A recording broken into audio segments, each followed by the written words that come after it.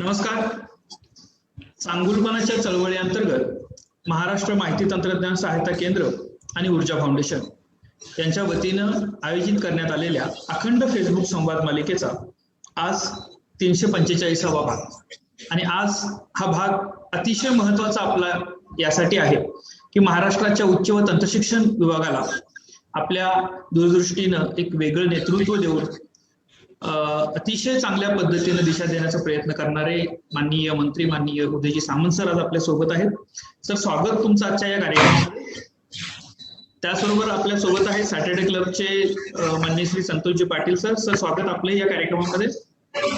आपल्या सोबत आहेत व्हाईस केअर क्लिनिक ठाणेच्या सोनाली लोहार मॅडम. मॅडम, आपलंही स्वागत. डॉक्टर मुळे सर या ठिकाणी जॉईन होत आहेत. डॉक्टर भारती पाटील आहेत. मी सर्वांचं मनपूर्वक स्वागत करतो. आणि सर, आपली परवानगी असेल तर आपण मुलाखतीला सुरुवात करायची. हो हो, नक्की नक्की नक्कीच नक्कीच. सर, आपण उच्च व तंत्रशिक्षण विभागाचा कार्यभार सांभाळल्यानंतर एक महत्वाकांक्षी योजना पहिल्यांदा हाती घेतली. ती होती की मंत्रालय आपल्या दारी, आणि राज्यातल्या सगळ्या विद्यापीठांचा दौरा तुम्ही केला. त्या ठिकाणी पूर्ण मंत्रालयाचं प्रशासन घेऊन गेला. तर या पाठीमागची नेमकी भूमिका काय किंवा कशा पद्धती, काय उद्देश या पाठीमागचा होता? सुरुवातीला महाराष्ट्र राज्याचे मुख्यमंत्री उद्धव साहेबांनी ज्यावेळी या खात्याची जबाबदारी माझ्यावर दिली, तर मला नक्की असा प्रश्न पडला होता की या खात्याचा कार्यभार घेतल्यानंतर आपण कसं कार्यरत राहायचं, कशा पद्धतीनं आपण कामकाज करायचं, कसा आपण विद्यार्थ्यांशी संवाद साधायचा, कसा पालकांशी संवाद साधायचा, शिक्षकांचे प्रश्न होते, शिक्षकेतर कर्मचाऱ्यांचे प्रश्न होते, आपण कसे सोडवू शकतो, याचा सुरुवातीला मी विचार केला आणि खात्याचा अभ्यास केला. खात्याचा अभ्यास केल्यानंतर माझ्या एक लक्षात आलं की मुंबई पुणा ही आमच्या खात्याची हेडक्वार्टर्स आहेत, जिथं टेक्निकल एज्युकेशनचं हेडक्वार्टर डायरेक्टर मुंबईमध्ये बसतात, आणि नागपूरच्या टोकापासून ते आमच्या म्हणजे चांद्यापासून बांद्यापर्यंत सगळ्या विद्यार्थ्यांना, पालकांना, शिक्षक शिक्षकेतर कर्मचाऱ्यांना हे मुंबईला टेक्निकल एज्युकेशनसाठी यावं लागतं. हायर एज्युकेशनचं आमचं हेडक्वार्टर पुणा आहे, तिथे डायरेक्टर आमचे बसतात, आणि इथंच चांद्यापासून बांद्यापर्यंतच्या सगळ्या लोकांना तिथं यावं लागतं. आणि सगळ्यात महत्त्वाचा जो मी अभ्यास केला ते म्हणजे अनुकंप तत्वावरचे किती विद्यार्थी अजून जॉईन व्हायचे आहेत, प्राध्यापकांचे प्रश्न जॉईंट डायरेक्टरच्या लेवलला किती प्रलंबित आहेत, पालकांचे प्रश्न जॉईंट डायरेक्टरच्या लेवलला किती प्रलंबित आहेत. आणि एक लक्षात आलं की एक फाईल 2-2, 3-3, 4-4 वर्ष नाही तर 12-12, 15-15 वर्ष सुद्धा आमच्या कार्यालयातनं होऊ शकल्या नाहीत. काही अपवादात्मक असतील या. आणि म्हणून मी निर्णय घेतला की मंत्रालयातच सगळ्यांनी आलं पाहिजे, मंत्रालयातच आम्ही काम केलं पाहिजे. त्याच्यापेक्षा मंत्रालय म्हणजे विभागाचं मंत्रालय हे जर आपण विद्यापीठाच्या ठिकाणी घेऊन गेलो तर व्हाईस चान्सलर जे असतील, त्याच्यानंतर प्रो कुलगुरू असतील, रजिस्ट्रार असतील, यांचे काही प्रश्न असतील, विद्यापीठाचे काही प्रश्न असतील, हे आपण एका दिवसामध्ये सोडू शकतो. आणि म्हणून मला सांगताना आनंद होतो की 25 जानेवारीला पहिला हा कार्यक्रम मी कोल्हापूरमध्ये केला, आणि कोल्हापूरमध्ये पहिल्या कार्यक्रमामध्ये 12 अनुकंप तत्वावरच्या तरुणांना आणि तरुणींना आपण ऑन दी स्पॉट नोकरी दिली. बरं, ऑन दी स्पॉट 12 लोकांना नोकरी दिल्यानंतर मी पहिल्या त्या तरुणाला विचारलं की तू प्रस्ताव कधी दाखल केला होतास? तर त्यांनी मला सांगितलं की 6-7 वर्षापूर्वी हा प्रस्ताव दाखल केला होता. आता आई माझी आजारी आहे आणि माझ्या आईला तुम्हाला भेटायचं आहे. आणि म्हणून मी त्यांच्या मातोश्रींना भेटलो. त्यावेळी त्यांनी मला सांगितलं की माझ्या उघड्या डोळ्यांनी माझ्या मुलाला परमनंट नोकरी मला बघता आली, आणि म्हणून हे जे काय आशीर्वाद आहेत तुम्हाला भविष्यामध्ये काही कमी पडू देणार नाहीत. मला असं वाटतं की बाकी सगळ्या गोष्टी मिळू शकतात, पण असा आशीर्वाद कधी मिळू शकत नाही. आणि आजपर्यंत माझे 6 कार्यक्रम झाले महाराष्ट्रामध्ये. 6 कार्यक्रमामध्ये जवळजवळ 62 अनुकंप तत्वावरच्या लोकांना आपण नोकऱ्या देऊ शकलो. प्रॉव्हिडंट फंडची रक्कम 2-2, 3-3, 4-4 कोटी विद्यापीठांची ही ऑन दी स्पॉट आपण देऊ शकलो. अनेक लोकांच्या म्हणजे एक व्हिडिओ कधीतरी मी तुम्हाला पाठवेन. एक प्राध्यापिका होत्या डॉक्टरेट झालेल्या, आणि डॉक्टरेट झालेल्या प्राध्यापिका मागचे 3 वर्ष फक्त जॉईंट डायरेक्टरची आमची सही घेण्यासाठी त्यांच्या दालनामध्ये फिरत होत्या. आणि शेवटी त्या माझ्या समोर आल्या, माझ्या समोर येऊन रडल्या. त्यांनी मला सांगितलं की साहेब, मंत्री म्हणून तुम्ही काम करताय, हा सगळा फार्स आहे, हे सगळं नाटक आहे, मी तुमच्या समोरच आता जीव देणार आहे. आणि मी त्यांना म्हटलं तुम्ही पहिले शांत व्हा, तुम्ही मला एखादा जर विषय तुमचा सांगितलं तर मला समजून घेता येईल. तर त्याने एक रजिस्टर ओपन केलं आणि रजिस्टरवर मला दाखवलं इथं जॉईंट डायरेक्टरची तुमच्या सही पाहिजे. गेली 3 वर्ष मी सही मागते, जॉईंट डायरेक्टर सही करत नाही आणि त्याच्यामुळे लाखो रुपयाचं माझं नुकसान झालेलं आहे. आपल्याला आश्चर्य वाटेल की दुसऱ्या मिनिटाला जॉईंट डायरेक्टरची सही झालीच आणि त्या मॅडमना त्या सहीमुळे जवळजवळ 8 लाख रुपयाचा फायदा झाला. आणि त्याच्यानंतर त्यांनी स्वतःच्या मोबाईलवरनं व्हिडिओ करून मला एक पाठवला. तो माझ्या दृष्टीनं शितोळे सर महत्वाचा आहे. राजकारणामध्ये किती आपण पॉप्युलर आहोत त्याच्यापेक्षा किती लोकांचे आपण आशीर्वाद घेतलेत, किती लोकांचा आपण दुवा घेतला हे माझ्या दृष्टीनं महत्वाचं आहे. आणि म्हणून दिव्यांग कर्मचाऱ्यांना आपण न्याय देऊ शकलो. दुर्दैवानं आज मला सांगावं लागतं, रमेश शिंदे नावाचे माझे कर्मचाऱ्यांचे अध्यक्ष होते, अतिशय चांगल्या पद्धतीनं काम करायचे.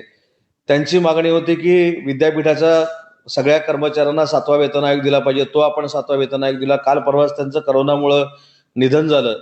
परंतु या सगळ्या लोकांनी मला एक फार मोठा सपोर्ट केलेला होता. या सगळ्या कार्यक्रमामध्ये 6 ठिकाणी माझे कार्यक्रम झालेत. करोना संपल्यानंतर बाकीचे देखील मी कार्यक्रम करणार आहे आणि बाकीची सगळी विद्यापीठं संपल्यानंतर पुन्हा मी कोल्हापूरपासून सुरू करणार आहे. कारण शेवटी या कार्यक्रमामध्ये कुठं खंड पडतोय असं होता कामा नये आणि याचा फायदा हा विद्यार्थ्यांना देखील होतोय, विद्यार्थ्यांच्या पालकांना होतोय, शिक्षकेतर कर्मचाऱ्यांना होतोय, विद्यापीठांना होतोय आणि सगळ्यात महत्वाची गोष्ट आहे की काही लोकांची मोनापोली ह्याच्यातनं तोडली जाते. ह्याचं आंतरिक समाधान नक्की माझ्यासारख्या कार्यकर्त्याला आहे. सर, आपला कार्यक्रम झाल्यानंतरचा दुसऱ्या दिवसाचा त्या भागातला ज्यावेळेला आपण स्थानिक वर्तमानपत्र बघतो त्यावेळेला हजारोच्या प्रमाणामध्ये आपण केसेस निकालात काढले प्रत्येक कार्यक्रमानंतर. आणि ज्या बोलक्या 2-4 प्रतिक्रिया तुम्ही सांगितल्या त्याच पद्धतीचा जो रिझल्ट आहे तो समाधान व्यक्त केलं जाते.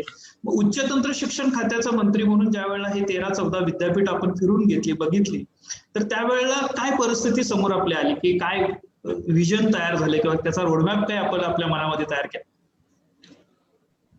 सुधळे सर, एक गोष्ट आहे माझ्या राजकीय जीवनातली, मी भाग्यवान समजतो मला, की ज्या ज्या विद्यापीठामध्ये मी पहिल्यांदा गेलो त्यावेळी व्हाईस चान्सलरचा असा रिप्लाय होता की मंत्री विद्यापीठात येतात. दुसऱ्या वेळी गेलो तेव्हा त्यांचा रिप्लाय होता की एवढा फॉलोअप घेतात. मी प्रत्येक विद्यापीठामध्ये या 1.25 वर्षामध्ये 1.5 वर्षामध्ये कोविड असताना देखील 3-3दा जाऊन आलेलो आहे.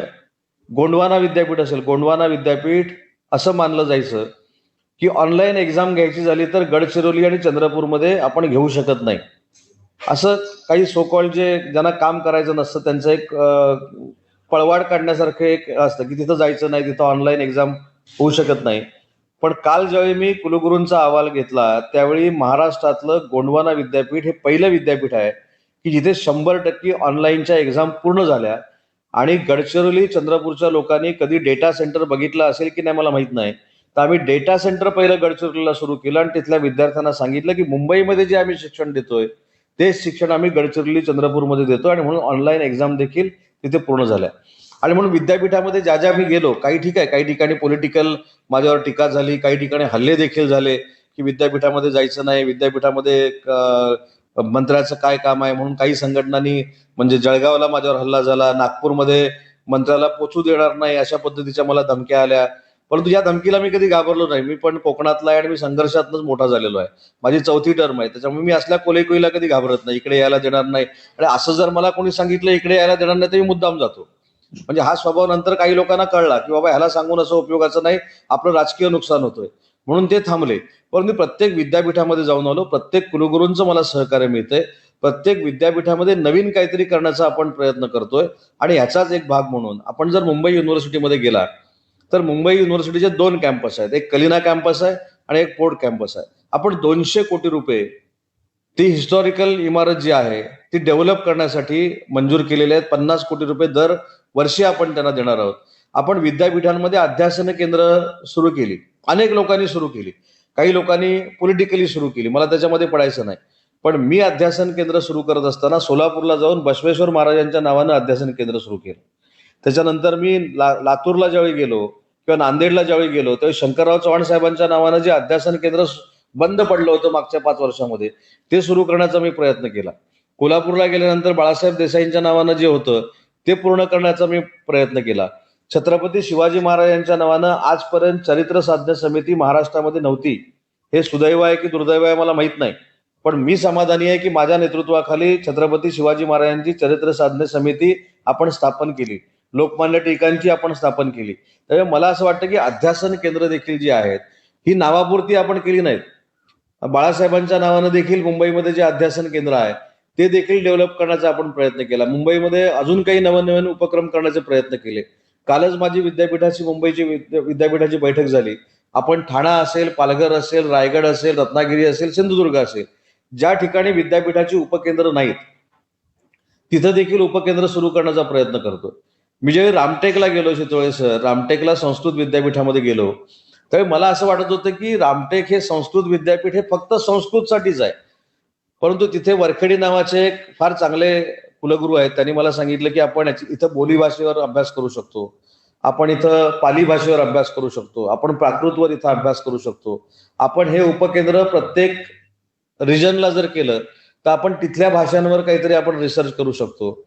आज पहिलं उपकेंद्र इतक्या वर्षात संस्कृत विद्यापीठाचं हे रत्नागिरीला होतं. यशवंतराव मुक्त विद्यापीठ आपल्याकडे आहे. यशवंतराव मुक्त विद्यापीठ म्हणजे 18 वर्षानंतर मरेपर्यंत कधीही परीक्षा द्यावी, हा माझ्या डोक्यातला म्हणजे मी त्याचा अभ्यास असा करतो. बाकी जास्त काही चर्चा करत बसत नाही. त्याला अभ्यासक्रम किती आहे, आपण जिवंत असेपर्यंत एक्झाम देऊन डिग्री घेणारं कुठचं विद्यापीठ असेल तर ते यशवंतराव मुक्त विद्यापीठ आहे. पण ते आजपर्यंत फक्त नाशिकलाच होतं. नाशिकच्या बाहेर यशवंतराव मुक्त विद्यापीठ कधी गेलं नाही. पण उद्धव ठाकरे साहेबांच्या नेतृत्वाखाली रत्नागिरी, पुणा, औरंगाबाद, जळगाव आणि नांदेड या 5 ठिकाणी आपण त्याचे उपकेंद्र सुरू करतोय. आणि यशवंतराव मुक्त विद्यापीठामधले जे आर्थिकदृष्ट्या दुर्बल घटक आहेत, विद्यार्थी आहेत, ज्यांना शिकायला मिळत नाही, अशा लोकांची फार मोठी चळवळ या संपूर्ण महाराष्ट्रामध्ये निर्माण करण्याचा आपण प्रयत्न करतोय. आणि आपल्याला एक विद्यापीठातली स्कीम जी मुद्दाम बंद करण्याचा काही लोक प्रयत्न करत होते, ते म्हणजे अर्न अँड लर्न. अतिशय गरीब मुलं असतात, ते बिचारी येऊन कष्ट करतात, माळ्याचं काम करतं, कोणतरी पाणी सोडण्याचं काम करतं विद्यापीठामध्ये, कोण स्वीपरचं काम करतं, त्याच्यातनं जे काही पैसे मिळतील त्याच्यातनं ते शिकतात. तर काही लोकांनी ती स्कीम बोगस आहे असं दाखवण्याचा ज्यावेळी प्रयत्न केला, त्यावेळी त्या सगळ्यांच्या विरोधात जाऊन ती स्कीम वाढवण्यासाठी प्रयत्न केले. माझे विद्यापीठाचे NSSचे जे विद्यार्थी आहेत, मला सर सांगितलं पाहिजे आणि त्यांचं कौतुक केलं पाहिजे की ज्यावेळी हा कोविड संपूर्ण महाराष्ट्रामध्ये पहिल्यांदा पसरला, त्यावेळी पोलिसांना असेल, महसूल खात्याला असेल, आरोग्य विभागाला असेल, सहकार्य करणारे जर कोण होते तर माझ्या विद्यापीठातले NSSचे सगळे स्टुडंट होते. आणि म्हणून मी त्यांच्या पालकांना पण अनेक वेळा धन्यवाद दिलेत की त्यावेळी आम्ही असा एक GR काढला होता की जर NSSच्या विद्यार्थ्याला या पॅन्डेमिक सिच्युएशनमध्ये काम करायचं असेल तर पालकांचं संमतीपत्र पाहिजे. महाराष्ट्र इतका संस्कृती जपणारा प्रदेश आहे, राज्य आहे, की लाखो पालकांनी आम्हाला संमतीपत्र दिली की आमच्या मुलांना तुम्ही या सगळ्या महाराष्ट्राच्या सेवेसाठी घ्या. ह्याची पब्लिसिटी कधी आम्ही केली नाही किंवा त्या NSSच्या विद्यार्थ्यांचा कधी सत्काराचा पण कार्यक्रम केला नाही. पण ज्यावेळी करोनाची स्थिती थोडी कमी झाली होती ऑक्टोबर-नोव्हेंबरमध्ये, आपण माझी एक स्टेटमेंट वाचली असेल की मी असं म्हटलं होतं की सगळ्यांनी सगळ्यांचे सत्कार केले पण माझ्या विभागातले NSSच्या विद्यार्थ्यांचा सत्कार झाला नाही. तर मला प्रत्येक जिल्ह्यामध्ये जाऊन करायचं होतं आणि ते मी करणार आहे. करोना कमी झाल्यानंतर मी करणार आहे. आणि म्हणून विद्यापीठामध्ये जाण्याचा जो माझा उपक्रम होता, भविष्यामध्ये देखील आहे. अनेक लोकांची त्याच्यामुळे मनं दुखवली जातात, कोणाची मनं राजकीय दुखवली जातात, याच्याशी माझं काही घेणं देणं नाही. मी विद्यार्थ्यांशी बांधील आहे, त्यांच्या पालकांशी बांधील आहे, शिक्षक आणि शिक्षकेतर कर्मचाऱ्यांशी बांधील आहे. आणि महाराष्ट्रातली शिक्षण पद्धती ही देशातल्या शिक्षण पद्धतीपेक्षा सुदृढ असली पाहिजे, यासाठी मी विद्यापीठामध्ये जातो आणि जाणार. नक्कीच सर. आपण जे वेगळे वेगळे उपक्रम धडाडीने सुरू केले त्यातलाच एक वेगळा उपक्रम म्हणजे टीचर ट्रेनिंग अकॅडमी तुम्ही सुरू करताय सर. टीचर ट्रेनिंग अकॅडमी आणि डेटा सेंटर, या गोष्टी आतापर्यंत का जाणवल्या नाहीत किंवा तुम्ही ते करताय त्याच्या पाठीमागची भूमिका काय शिक्षकांच्यासाठी? यामागची भूमिका सर एकच आहे की आपण म्हणतो आपण 21व्या शतकामध्ये आता वावरतोय, 20वं शतक संपलंय, आधुनिक जगाकडे आपण वाटचाल करतोय, या मोठमोठ्या सगळ्या गोष्टी आपण सांगतो. पण आमच्या प्राध्यापकाची जी भरती झालेली आहे ती काही लोकांची 10 वर्षापूर्वी झालेली आहे, काही लोकांची 20 वर्षापूर्वी झालेली आहे, काही लोकांची 15 वर्षापूर्वी झालेली आहे. मग त्यांना देखील 21व्या शतकातलं ट्रेनिंग असलं पाहिजे. त्यांनी देखील सिलेबस कशा पद्धतीनं विद्यार्थ्यांना ऍडव्हान्स टेक्नॉलॉजीनं शिकवला पाहिजे याचं देखील त्यांना ट्रेनिंग असलं पाहिजे. आणि म्हणून देशातली पहिली कामगार ऍक्टवर निर्माण झालेली टीचर्स अकॅडमी जर कुठं असेल तर ती उच्च व तंत्र शिक्षण विभागाच्या अंतर्गत आहे, पुण्यामध्ये आहे. जवळजवळ 3 लाख स्क्वेअर फीटची ती बिल्डिंग आहे. स्टुडिओ देखील आम्ही स्वतःचा उभा केलेला आहे. या महिन्याच्या अखेरीस सगळं काम पूर्ण होईल आणि ती अकॅडमी सुरू होईल. बरं, हे फक्त आपण प्राध्यापकांसाठीच करतोय का, तर अजिबात नाही. तर तिथं आपला चतुर्थ श्रेणी कर्मचारी असेल, आपला क्लर्क असेल, अन्य अकाउंटंट असेल, यांना सुद्धा आधुनिक टेक्नॉलॉजी कळली पाहिजे, म्हणून वर्षभरामध्ये त्यांना देखील ट्रेनिंग होणार आहे. म्हणजे फक्त प्राध्यापकांना आपण ट्रेनिंग देत नाही, आपण प्राचार्यांना पण ट्रेनिंग देणार आहोत की 2022 सालामध्ये जर सिंगापूरच्या एखाद्या युनिव्हर्सिटीमध्ये एखादं सर्टिफिकेट वेगळ्या पद्धतीचं छापलं गेलं आणि त्याच्यातनं कुठेही डुप्लिकेशन होणार नाही अशा पद्धतीची भूमिका जर सिंगापूरच्या एखाद्या युनिव्हर्सिटीमध्ये घेतली जाते, तर ती भूमिका माझ्या महाराष्ट्राच्या युनिव्हर्सिटीमध्ये का नाही? जर पासपोर्ट सारखं ऑथेंटिक सर्टिफिकेट आम्ही देऊ शकलो, भविष्यातला हा माझा प्रयत्न राहणार आहे की विद्यार्थ्याला परदेशामध्ये देखील शिकायला गेल्यानंतर ऑनलाईन ऑथेंटिक सर्टिफिकेट त्याला मिळालं पाहिजे. त्याला परत इकडे काउन्सिलमध्ये येऊन ऍफिडेव्हिट करा, इथं परत कुलगुरूंकडे 10 वेळा जावा, रजिस्ट्रारचे 10 वेळा पाया पडा, मग मंत्री असेल तर मंत्र्याला भेटावं, मंत्री त्याला 4 वेळा परत नाचवणार, अशा सिस्टीम मध्ये न जाता एवढं जर आधुनिक आपण आता सगळं करतोय, तर त्या टीचर्स अकॅडमीच्या माध्यमातून ह्या सगळ्याचं ट्रेनिंग. आता यशदाला का जायचं? तर यशदाला अतिशय चांगल्या पद्धतीचे ट्रेनर आहेत, तिथे गेल्यानंतर एक चांगल्या पद्धतीचं ट्रेनिंग मिळतं आणि आपलं नॉलेज वाढतं आणि त्या नॉलेजमुळे आपण अजून समाजामध्ये काम करू शकतो, हा त्यातला थॉट आहे. मग पूर्वीच्या 5 वर्षामध्ये काय झालं, तर रामभाऊ म्हाळगे प्रबोधिनीमध्ये काही लोकांना ट्रेनिंगला पाठवण्यात आलं. असे प्रायव्हेट संस्थांमध्ये पाठवण्यापेक्षा आणि एखाद्या पक्षाच्या विचारसरणीच्या असलेल्या संस्थांमध्ये पाठवण्यापेक्षा जर गव्हर्नमेंटची संस्था आहे, गव्हर्नमेंट हे नेहमी पक्षविरहित असलं पाहिजे आणि गव्हर्नमेंटमध्ये प्राध्यापक जो शिकवतो तो देखील पक्षविरहित असला पाहिजे. त्याच्या त्या बॉक्समध्ये आपण जाऊन बघत नाही की त्यानं कुठचं बटन दाबलंय, त्याला त्याचा तो अधिकार आहे. परंतु मुलांना शिकवत असताना त्याने पक्ष बाजूला ठेवून किंवा अन्य सगळ्या गोष्टी बाजूला ठेवून जो समोरचा विद्यार्थी आहे हा आपला केंद्रबिंदू आहे आणि त्याला सगळं नॉलेज दिलं पाहिजे. हे सगळं नॉलेज त्याला देत असताना त्याला देखील पूर्ण नॉलेज असलं पाहिजे, म्हणून ती टीचर्स अकॅडमी आपण स्थापन केली. आणि मला असं वाटतं की येत्या 1-2 महिन्यामध्ये ही टीचर्स अकॅडमी सुरू होईल.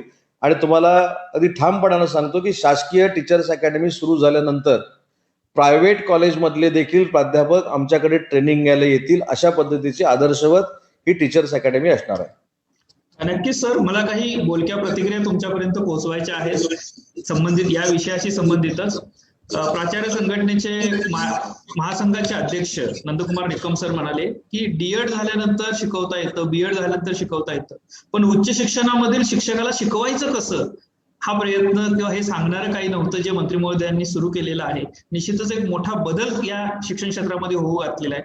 त्याचं स्वागत प्राचार्य संघटनाने आम्ही सर्व करतोय. नाही, प्राचार्य संघटनेला माझा अजून एक निरोप द्या. त्यांची एक गेली कित्येक वर्षाची मागणी होती की त्यांचा पे स्केल 43,000 रुपये करायची.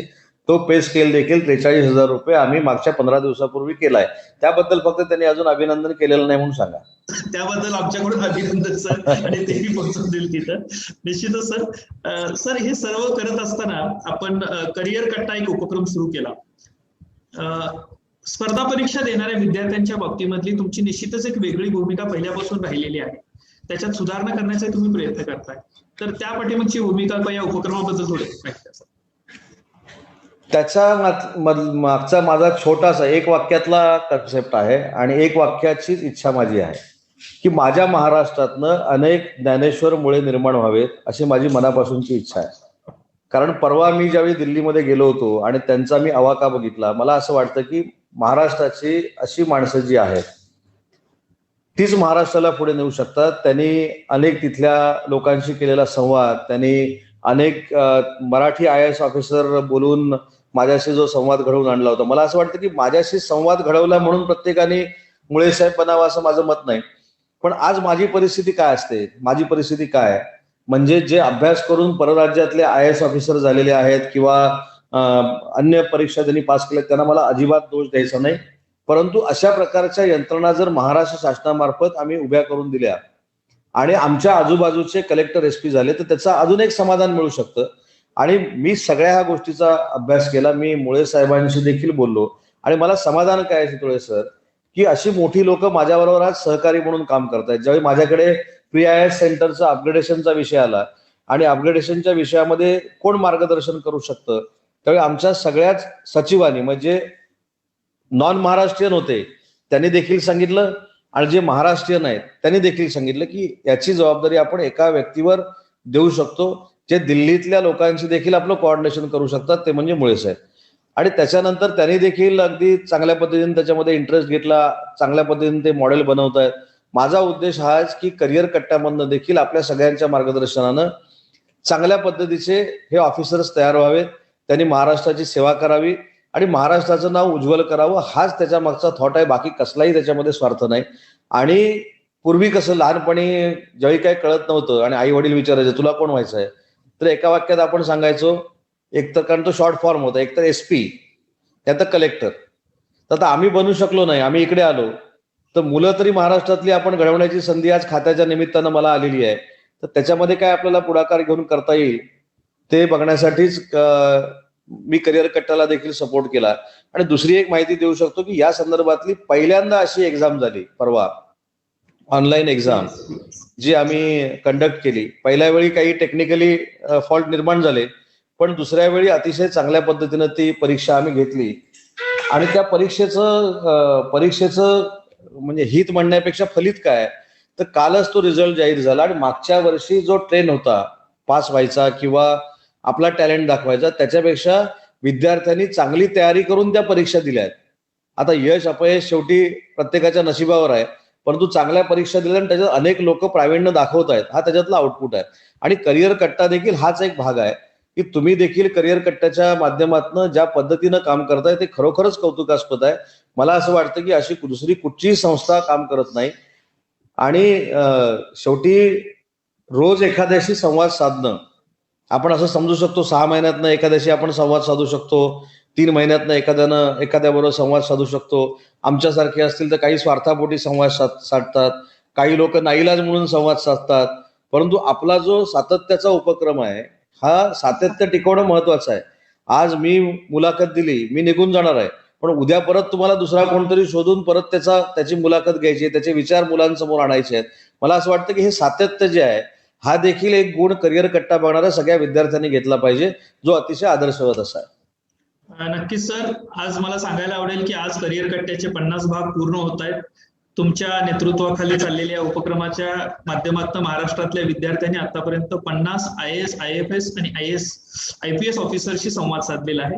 तसंच वेगवेगळ्या उद्योजकांशीही साधलेला आहे. आज आपल्यासोबत सॅटर्डे क्लबचे संतोषजी आहेत. संतोषजींना विनंती करेन की त्यांनी आपल्याशी संवाद साधावा.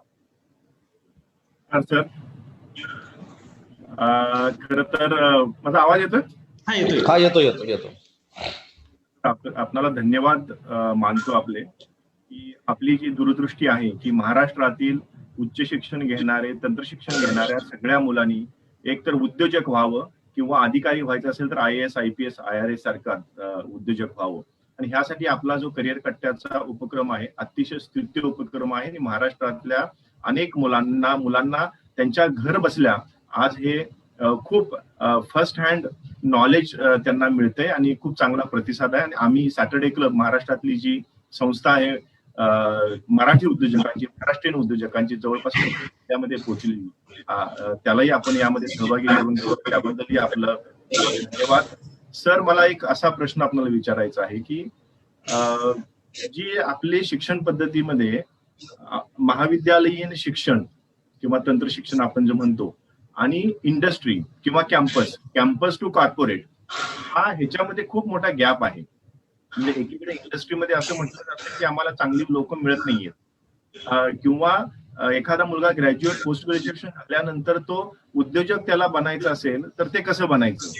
तर हा गॅप खूप मोठा आहे. म्हणजे कॅम्पस टू कॉर्पोरेट किंवा कॅम्पस टू कॉर्पोरेट नोकरीच्या निमित्तानं झालं आणि कॅम्पस टू इंडस्ट्री हे उद्योगाच्या दृष्टीनं झालं. तर हा गॅप भरून काढणं खूप गरजेचं आहे. आणि त्यासाठी आपल्या माध्यमातून काहीतरी म्हणजे करिअर कट्टा उपक्रम आहे, म्हणजे त्याचं स्वागतच आहे. परंतु उद्योगाच्या दृष्टीने जर आपण विचार केलं तर अशा स्वरूपाचं व्यावसायिक शिक्षणाच्या माध्यमातून उद्योजक घडले पाहिजेत किंवा ह्या शिक्षणाच्या माध्यमातून कॅपेबिलिटी बिल्ड झाली पाहिजे एखादी नोकरी करण्याच्या दृष्टीनं. ह्यासाठी काही आपल्या योजना आहेत का? तर नक्की योजना आहे, परंतु काय झालं की या वर्षभरामध्ये आपल्याला त्याची अंमलबजावणी करता आलेली नाही. आपल्याला जर टेक्निकल एज्युकेशन मधनं टेक्निकल दृष्ट्या साऊंड झालेला जर विद्यार्थी असेल, त्याला त्याच कॅम्पसमध्ये आपण जर इंडस्ट्रीला बरोबर घेऊन नोकरी देऊ शकलो तर मला असं वाटतं की आपण शिक्षण देण्यामध्ये काहीतरी यशस्वी झालो आणि त्याला नोकरी देण्यामध्ये यशस्वी झालो असं आपण म्हणू शकतो. आजची परिस्थिती अशी आहे की माझाच जर भाग घेतला रत्नागिरी, तर रत्नागिरीमध्ये डिप्लोमाचं कॉलेज आहे. आता मी नवीन तिथे इंजिनिअरिंग कॉलेज सुरू केलं. पण इंजिनिअरिंग कॉलेज सुरू करत असताना महाराष्ट्रातलं पहिलं असं इंजिनिअरिंग कॉलेज आहे की आजूबाजूला म्हणजे रायगड असेल, रत्नागिरी असेल, सिंधुदुर्ग असेल, इथे इंडस्ट्री कुठची आहे आणि इथनं मुलं बाहेर पडल्यानंतर या इंडस्ट्रीमधनं या लोकांना जॉबची काय अपॉर्च्युनिटी मिळू शकते का, हा पूर्ण अभ्यास करून आम्ही जिथे 5 ट्रेड निर्माण केले. हे ठीक आहे, तात्पुरत्या स्वरूपाचं झालं. पण मला असं वाटतं की इंडस्ट्री डिपार्टमेंट म्हणजे जे सुभाष देसाई साहेबांच्याकडे आहे ते डिपार्टमेंट आणि उच्च व तंत्र शिक्षण विभाग असं जर टायअप करून आम्ही समोर गेलो, म्हणजे एखादा कॅम्पस इंटरव्ह्यू झाला तर कॅम्पस इंटरव्ह्यू घेत असताना त्याला काय नक्की नॉलेज असलं पाहिजे हा क्रायटेरिया जर आमच्याकडे ऑलरेडी 4 वर्ष किंवा 3 वर्ष अगोदर असेल तर आपण त्याला तो कोर्स तिथे देऊ शकतो. आजची परिस्थिती जर आपण बघितली तर आपले पारंपरिक काही जे सब्जेक्ट आहेत किंवा सिलेबस आहेत किंवा कोर्सेस आहेत तेच आपण पुढे नेत आलोय. उदाहरणार्थ सिव्हिल इंजिनिअरिंग, म्हणजे कोणाला जरी कुठच्याही घरात मध्ये विचारलं डिग्रीला कुठं जायचं तर सिव्हिल इंजिनिअरिंग, IT ह्या सगळ्या याच्यामध्ये जातो आपण. पण आता मी जे मुद्दाम रत्नागिरीचा उल्लेख करतो की आपण रत्नागिरीमध्ये कोर्सेस सुरू करत असताना देखील जे मर्जिंग आहे म्हणजे 3 वर्षामध्ये 5 वर्षामध्ये आपण सिव्हिलचा एकच विषय शिकायचो. पण आता सिव्हिलचा तुम्ही रत्नागिरीमध्ये जर ऍडमिशन घेतली तर सिव्हिल बरोबर तुम्ही इन्फ्रास्ट्रक्चर पण शिकणार. म्हणजे त्याच्यासाठी दुसरीकडे तुम्हाला ऍडमिशन घ्यायची गरज नाही. 2 वर्ष तुमची फुकट घालवायची आवश्यकता नाही. त्याच वर्षामध्ये तुम्हाला 2 डिग्र्या मिळणार. त्याची डिग्री एकच असणार पण 2 नॉलेज मिळणार.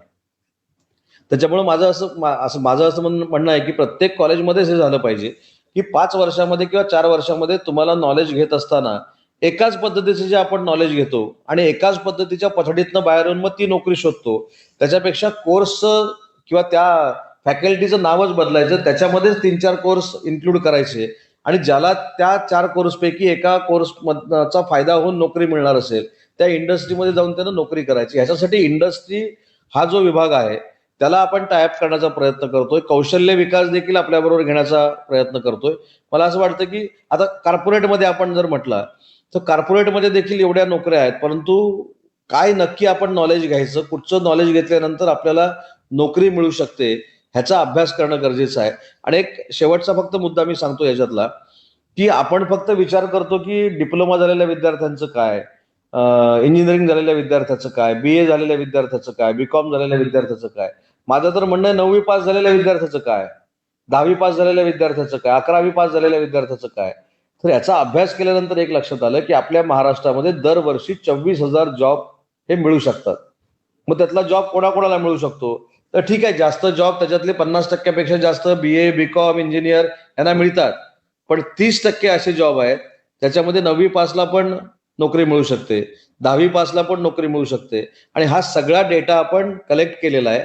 एक स्कीम घेऊन आपण महाराष्ट्रासमोर येतोय की 24,000 ह्या ज्या काही नोकऱ्या आहेत याच्यामध्ये कोण कोण बसू शकतात आणि त्यांना काय काय ट्रेनिंग वर्षभर द्यायला पाहिजे हा देखील एक प्रकल्प घेऊन आपण महाराष्ट्रासमोर येतोय. परंतु कोविडच्या आर्थिक परिस्थितीमुळे या बजेटला आपण तो आणू शकलो नाही, पण भविष्यामध्ये हा आपण नक्की आणतोय.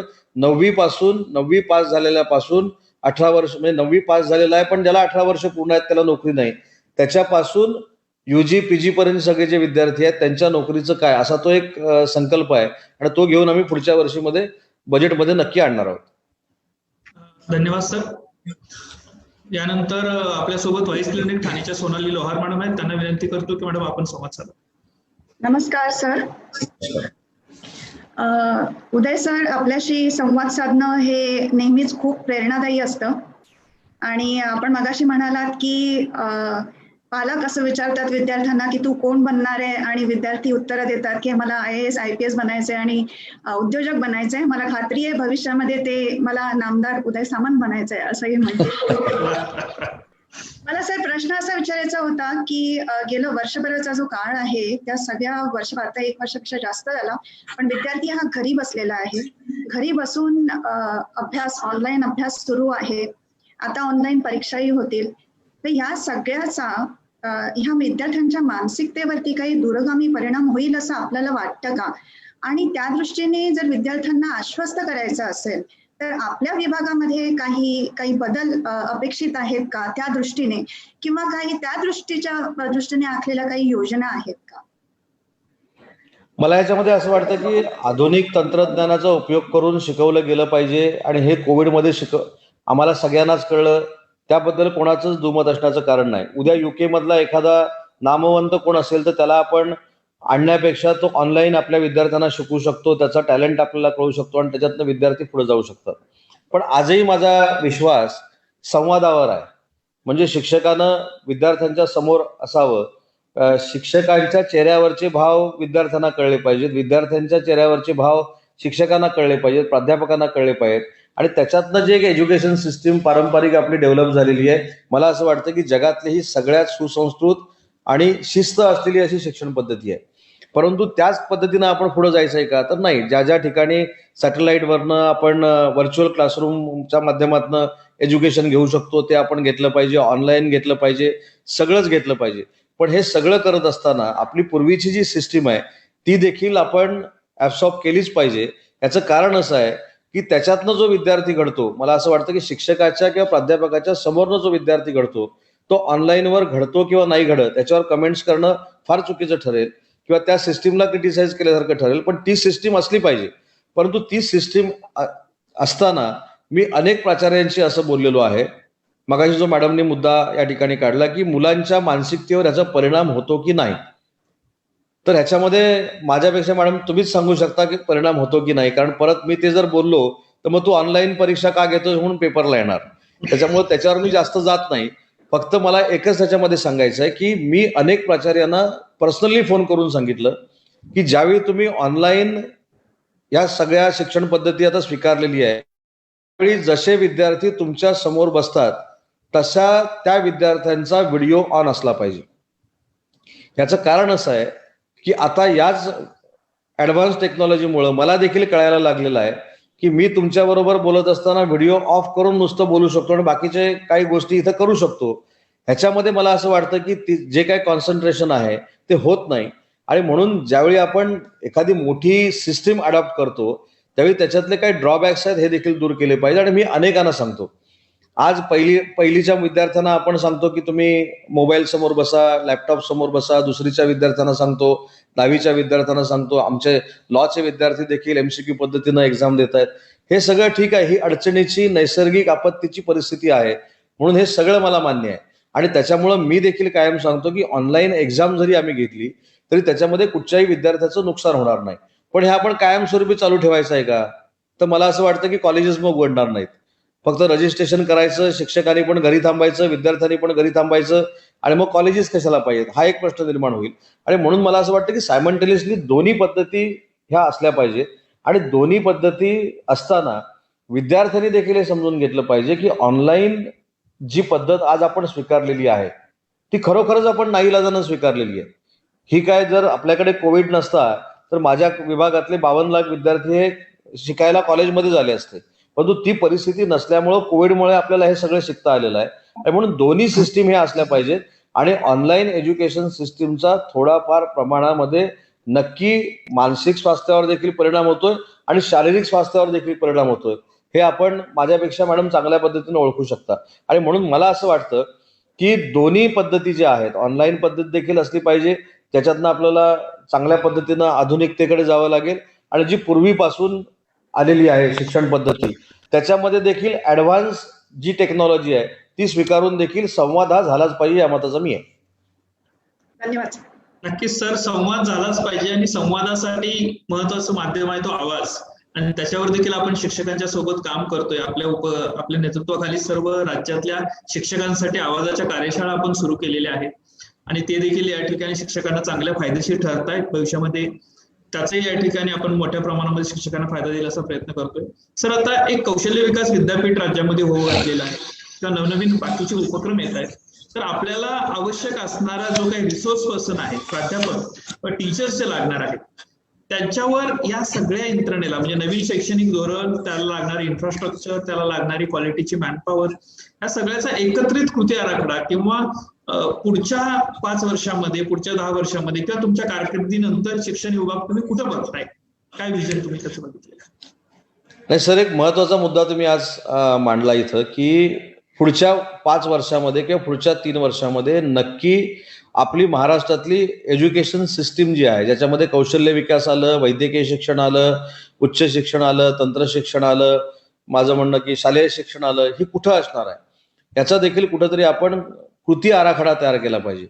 त्याच्यामधला शब्द मला सगळ्यात आवडला, कृती आराखडा. आम्ही आराखडे असे भरपूर करतो, पण कृती करणारा आराखडा तयार केला पाहिजे. आणि त्याच्यासाठी माझ्या विभागामार्फत मी डॉक्टर माशेलकर साहेबांच्या अध्यक्षतेखाली एक समिती स्थापन केलेली आहे.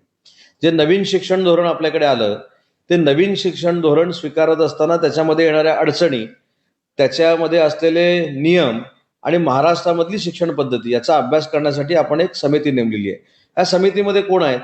मला अनेकांनी सांगितलं तुम्ही का नाही. आता मी त्या समितीमध्ये जाऊन जी आपल्यामध्ये कमतरता आहे ती देखील चितोळे सर आपण जर स्वीकारली नाही आणि त्याच्यासाठी जर आपण शिकलो नाही तर आपण भावी पिढीचं नुकसान करणार आहोत. पूर्वीच्या ह्याच्यामध्ये काय झालं, सगळ्या कमिटीचे अध्यक्ष हे उच्च व तंत्र शिक्षण विभागाचेच मंत्री.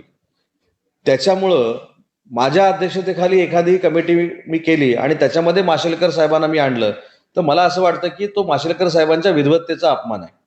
आणि म्हणून मी काय केलं, थोडा ट्रेंड बदलला. मी त्याच्यामध्ये कुठेही कमिटीमध्ये नाही. त्यांनी अहवाल आमच्याकडे सादर करावा, त्याच्यामधल्या चांगल्या वाईट गोष्टी आम्हाला त्यांनी सांगाव्यात आणि महाराष्ट्राचा 3 वर्षानंतरचा शैक्षणिक आलेख त्यांच्या धोरणामुळे नक्की कुठं असणार आहे, म्हणजे तोच तुम्ही जो म्हटलं तो कृती आराखडा. त्या कृतीतनं आपण काय घडवणार आहोत, आपण नक्की विद्यार्थ्यांना काय देणार आहोत. आणि नवीन शिक्षण धोरण मग ते कौशल्य विकासाचं असू दे, मराठी शिक्षणाचं असू दे किंवा न्यायालयामध्ये मराठीचा वापर करण्याचा असू दे, या संदर्भात आपण नक्की काय करणार आहोत याचा कृती आराखडा येत्या 2-3 महिन्यामध्ये माशेलकर साहेबांच्या अध्यक्षतेखाली तयार होईल. आणि मला असं वाटतं की त्याच्यामध्ये डॉक्टर माशेलकर साहेब आहेत, त्याच्यानंतर 3 मोठे कुलगुरू आहेत, त्याच्यामध्ये राजन वेरुळकर सर आहेत, त्याच्यानंतर विजय खोले सर आहेत, काही विद्यमान कुलगुरू आहेत आणि ITCचे काही IITचे माजी विद्यार्थी आहेत, ITCचे माजी विद्यार्थी आहेत. असं आपण तयार करून ती कमिटी 17-18 लोकांची बनवली आणि 2-3 महिन्यामध्ये हा संपूर्ण आराखडा तयार होईल. आता कौशल्य विकास विद्यापीठाचा जो आपण मुद्दा मांडला तो माझ्याकडे येत नाही, तो नवाब मलिक साहेबांकडे येतो. पण आम्ही दोन्ही डिपार्टमेंटनं असं ठरवलंय की कौशल्य विकास विद्यापीठ हे का असलं पाहिजे. तर तुम्हाला माहिती असेल की सेंट्रल गव्हर्नमेंटची एक 3 वर्षापूर्वी एक फार मोठी स्कीम गाजावाजा करत फायनल झाली कौशल्य विकासच्या नावावर. आणि मला पण वाटलं की कौशल्य विकास हे केंद्र घेतल्यानंतर माझ्या मतदारसंघामध्ये सगळेच आणि जिल्ह्यामध्ये सगळेच कौशल्य विकासानं भारित होऊन त्याच्यामध्ये ऍडमिशन घेतील आणि त्याच्यातनं भरपूर मुलं बाहेर येतील. 3 महिन्यानंतर ती स्कीमच बंद पडली आणि आमचं सेंटर पण बंद पडलं. मग मुख्यमंत्री महोदय उद्धव ठाकरे साहेबांनी निर्णय घेतला की सेंट्रल गव्हर्नमेंटची स्कीम जरी आपण चांगल्या पद्धतीने आणू शकलो नसलो तरी महाराष्ट्र शासनाची कौशल्य विकासाची विद्यापीठ करून एखादी स्कीम असणं आवश्यक आहे. आणि म्हणून ते कौशल्य विकास विद्यापीठ हे आपण स्थापन करतोय. नवाब मलिक साहेब त्याचे मंत्री आहेत. दुसरी एक मी चितोळे सर तुम्हाला अजून एक आनंदाची गोष्ट सांगतो की महाराष्ट्रामध्ये मराठी भाषेचं विद्यापीठ असावं अशी मागणी गेली कित्येक वर्ष होते. आता तुम्हाला माहिती आहे मराठी भाषेवर काय बोललं जातं, किती राजकारण होतं, काय काय काय काय सगळं माहिती आहे. पण मराठी भाषेला अभिजात भाषेचा दर्जा अजून आपल्याला मिळालेला नाही. मराठी भाषेला आपले जी काही म्हणजे ते देखील खातं सुभाष देसाई साहेबांकडे आहे. मराठी विद्यापीठ फक्त माझ्याकडे येतं. तर परवाच्या अधिवेशनामध्ये मी असं सांगितलं की येत्या वर्षभरामध्ये महाराष्ट्रातल्या मराठी भाषेचं विद्यापीठ आपल्याला कसं करता येईल यासाठी आम्ही प्रयत्न करतोय. त्याच्यासाठी देखील आम्ही कमिटी नेमलेली आहे आणि त्या कमिटीचा अहवाल आल्यानंतर मराठी भाषा विद्यापीठ देखील आपण स्थापन करणार आहोत. त्याच्यामुळे नवीन नवीन उपक्रम जे महाराष्ट्राच्या संस्कृतीतले देखील आहेत ते देखील उच्च व तंत्र शिक्षण विभागामार्फत सुरू करण्याचा प्रयत्न आहे. आणि याला जोडून फक्त सांगतो की संत विद्यापीठ व्हावं असं देखील आपल्या महाराष्ट्रातल्या काही मंडळींची इच्छा होती. तर पैठणला आपण संत विद्यापीठ असं त्याला नामकरण करायचं काय करायचा नंतरचा विषय आहे. पण संत आणि वारकऱ्यांच्या संपूर्ण सिस्टीमवर अभ्यास करणारं एक अभ्यास केंद्र आपण पैठणला सुरू करतोय औरंगाबाद जिल्ह्यामध्ये. त्याच्यामुळे हे नवीन नवीन उपक्रम आहेत.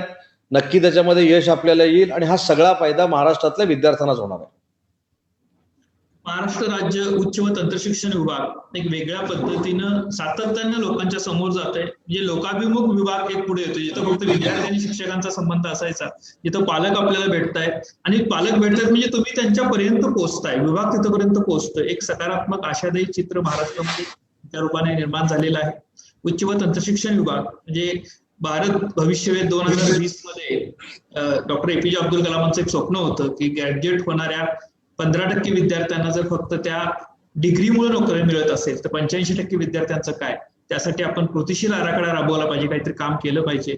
2020 मध्ये तुमच्या रूपाने हे काम या ठिकाणी मार्गी लागलेलं आहे आणि भविष्यात या ठिकाणी महाराष्ट्र या ठिकाणी समृद्ध आणि सक्षम महाराष्ट्र आपल्या या खात्याच्या मधून बाहेर पडणाऱ्या विद्यार्थ्यांच्या माध्यमातून घडेल.